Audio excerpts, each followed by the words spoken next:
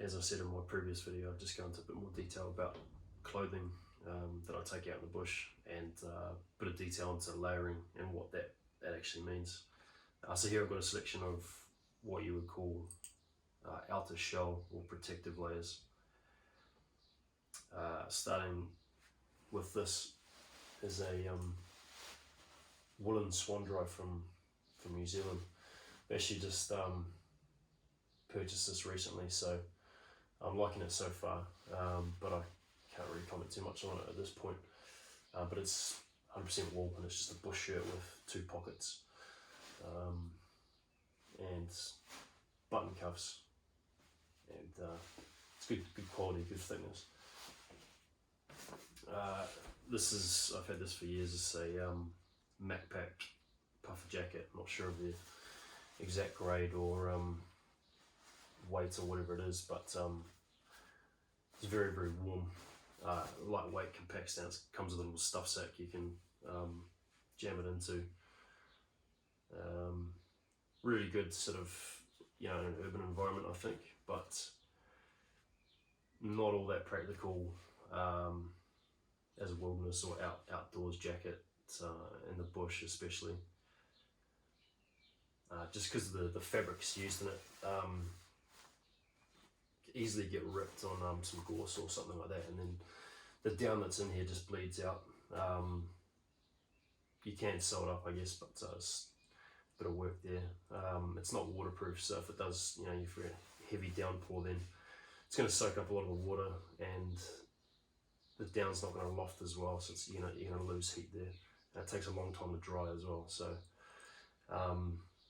would work well with a waterproof outer layer again on top of that, but just on its own, it's good, it's warm, but it has its limitations. So I use that sort of mostly around town. This is a classic bush shirt. This is just a hunting and fishing branded bush shirt, just polar fleece. It's pretty thick, and I believe it's cyclone technology or something. There's maybe some layer in the middle of it. I don't know. It just gives it a bit more windproofing. I'm not too sure. I've tested it out. It is warm, and it does cut the wind out. So it's kind of a felty fleece material, so it's quite cool. I've used that quite a bit, and it's a really good shape for bushcraft and spending any time out in the bush where it's cold and wet, because it's a bit longer than a normal jacket. Sort of hangs down past your bum, and just traps a bit more body heat in there. It's an anorak style, doesn't zip all the way down.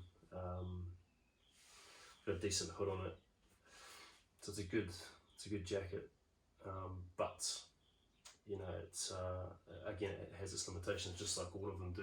It serves a purpose and does it really, really well, but there's other options to consider. So this is a thin synthetic puffer jacket that is windproof. So meaning that this fabric here is windproof. It's got a synthetic down material through it. It's not very thick. It's not as warm as the other down jacket, but the fabric itself is windproof and waterproof. But obviously the seams aren't, so water can still get in here at the seams. So this again serves its purpose. So it crushes down quite small, goes into its own pocket there, and it's a good backup jacket to have around town. You can lay that on top of just a jumper or something like that. If you know it's not going to rain but it's going to be windy, it's basically what it's designed for, is a windproof jacket with a bit of warmth in there. So that's quite cool if it's paired with something else. I've used that quite a bit, and again may consider taking it out into the bush to use sort of as a mid layer rather than an outer layer. Good outer layer in an urban environment again. This is a Corinthia jacket from Europe. As far above I'm aware, you can't get this in the country at this stage anyway. Hopefully one day they'll import, but I might have to buy mine from overseas. and it came, and it didn't take too long actually, and it wasn't too expensive for what you get. I don't think, but it's worth checking them out. They've got some good gear.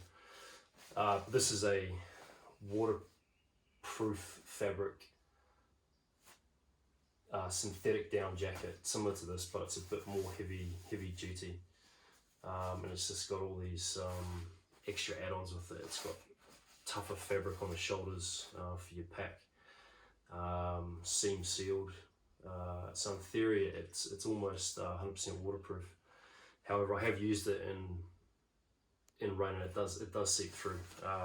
So it's not, I wouldn't consider it 100% waterproof, but the fabric is. But it's just all these awesome features, you know. You can open it up under the armpits, release hot air as you're moving. Again, waterproof pockets, and inside is a nice fleece lining. It's got drawstrings in there to tighten it up in different areas. Tuck it in underneath you, trap more heat in. And it's got these side pockets as well, which are quite handy, and another one here actually, which is be sort of over the top of your wrist, which is actually quite handy, because a lot of the time, just to go from here to here to get something simple, like a compass maybe or something like that. Really cool jacket. I've worn it in quite a cold environment, where I got up really early in the morning, and I only wore it a thin merino top underneath, and to be honest, I was a little bit cold, but I feel the cold quite a lot, so I would, in a really cold environment, I'd take that, and I would take a nice thick mid layer as well, and then it would probably work quite nicely. But it's a really cool jacket, and I like wearing it, again, similar to this, like wearing it around a town or you know, urban environment. This is another soft shell jacket. It's again, windproof fabric with kind of a fleece lining inside it. So again, not waterproof. Does shed the water, you know, a shower perhaps, but if it was decent rain, you just get wet, especially through the shoulders first, and around the back of the neck and the head and that. But this is cool. This is more of a windproof warmth layer than waterproof.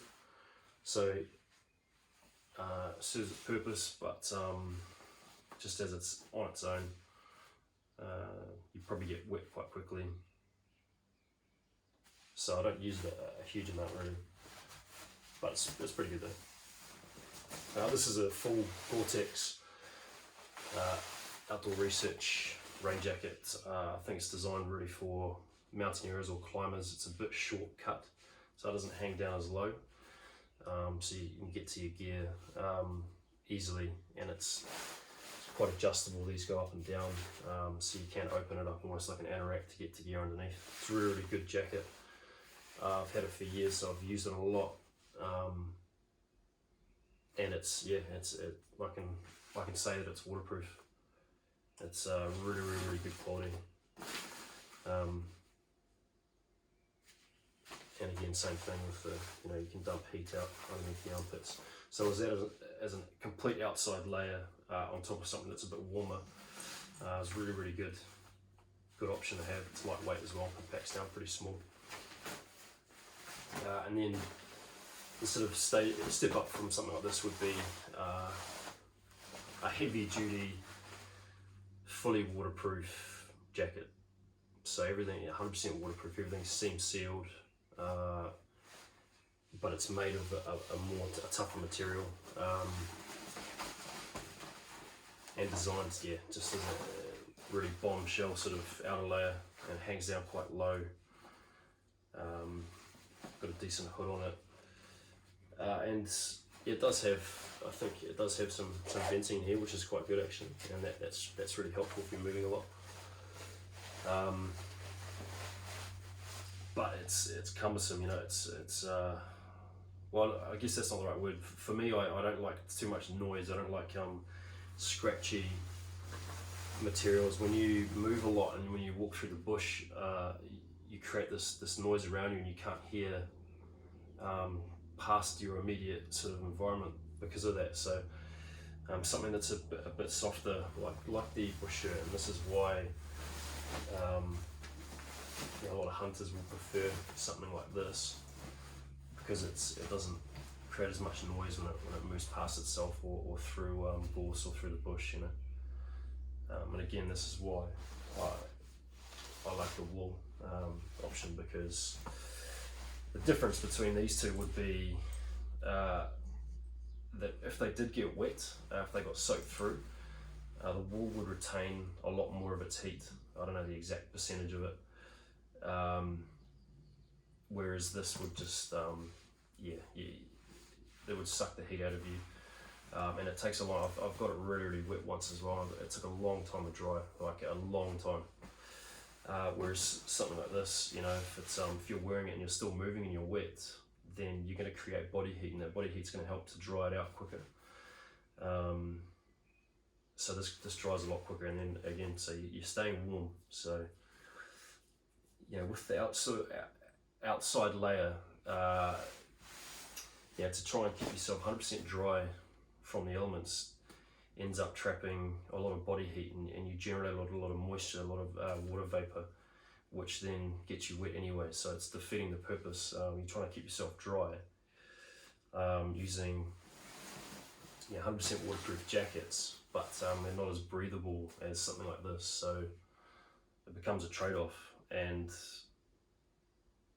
I would rather be, you know, wet and warm rather than just at the end of the day sort of wet from sweating, and then you're cold because all your clothes that you're wearing underneath perhaps don't retain heat when they are wet. So you are going to sweat if you're moving around, even if it's cold outside. If you're trying to shield yourself from the rain, your body heat, if you're moving, carrying a pack, you're going to generate a lot of body heat, and then you're going to sweat and you're going to be cold. So this is where a lot of people will go wrong, I think. When they go out for hikes, they sort of underestimate the conditions. Even in the summer in New Zealand, it can be, certain parts of the country can still get cold at night time, and if you very hot during the day, so you sweat a lot, and then it gets cold, and you've been wearing all your layers the whole time, and they stop keeping you warm, and then you run the risk of hypothermia. So a lot of people, I think, probably need to understand a bit more about their layering system and how it works. And so yeah, just put this video together. Few things that I'll add to this is if you're working around a fire, and there's embers everywhere, sometimes you just can't control the wind, and this will burn little holes in these kind of fabrics, which they're small enough that it doesn't really affect it too much, but it is, these things are resistant to that kind of thing. So if you're getting hot embers on wool, it's not gonna light up on you. So it's a preferred sort of material if you're working around fires and in the bush. And well, so they say, right? So I'm going to test it out and see how I go with it. I like it so far. I've just worn it outside a few times and gone for a few walks, and it does keep me warm, and I seem to be able to, once I stop moving, is cool down a bit quicker, regulate my body heat, whereas something else would take longer for that hot air to it, and then you again start sweating underneath. So yeah, that's cool. I'll make another video eventually once I've tested it out well enough. But yeah, thanks for watching.